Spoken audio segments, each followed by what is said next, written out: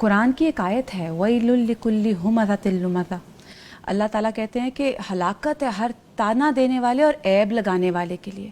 اور پھر نبی کریم صلی اللہ علیہ وسلم کی ایک حدیث نے مجھے ہمیشہ بڑا فائدہ دیا ہے، وہ یہ کہ اگر تمہیں کوئی آر دلائے تم اسے آر نہ دلانا۔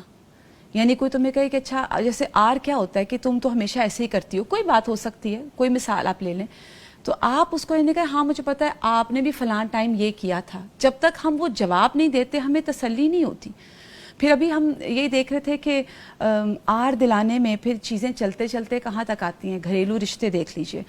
حدیث میں آتا ہے کہ لوگوں کی عیب کے پیچھے نہ پڑو، جس کے عیوب کے پیچھے اللہ پڑ گیا تو اس کو اس کے گھر میں رسوا کر دے گا۔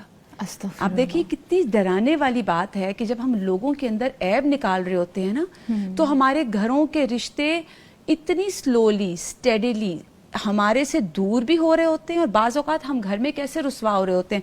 کبھی کسی نے تانا دے دیا، بچے بات نہیں مان رہے، دیکھیے چھوٹی چھوٹی وہ چیزیں ہیں، شوہر نے سختی سے بات کر لی اور ہم ان چیزوں کو دل پہ لگا لیتے ہیں، فلاں نے مجھ سے سخت لہجے میں بات کیوں کی۔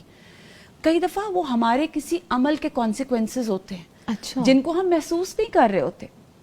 تو ضرور یہ سوچا کریں کہ جب ہم کسی کی چغلی کر رہے ہیں، ہم کسی کو تانا دے رہے ہیں، وہ چیز کسی نہ کسی اور شکل میں میرے سامنے آئے گی، لازماً آئے گی۔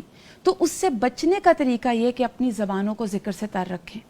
نبی کریم صلی اللہ علیہ وسلم نے کہا کہ جس کسی نے مسلمان پر لعنت بھیجی تو وہ اس کے خون کرنے کے برابر ہے، بخاری کی حدیث ہے۔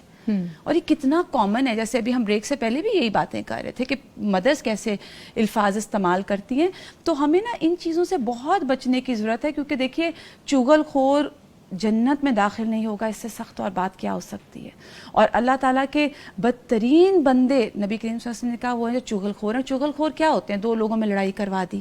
غیبت کیا ہے؟ فلاں کیسے چل رہا ہے، فلاں کیسے کھاتا ہے، اس کو پکڑائیں تو یہ کرتا ہے۔ اور ہماری ڈیلی کی گفتگو آپ دیکھ لیں، لوگوں کو ڈسکس کرنے کے علاوہ کچھ ہے ہی نہیں۔ اور ویسے بھی کتنی چھوٹی سی بات ہے کہ ہم پہلے دو لوگ آپس میں بیٹھ کے بات کریں اور پھر تیسرے پرسن کے پاس جا کے اسی کی باتیں کریں۔ اور پھر اس میں کہنا چاہوں گی کہ جو چغلی اور غیبت میں جو سب سے زیادہ ٹارگٹ عورتیں کرتی ہیں نا، وہ گھریلو ملازمین کو کرتی ہیں۔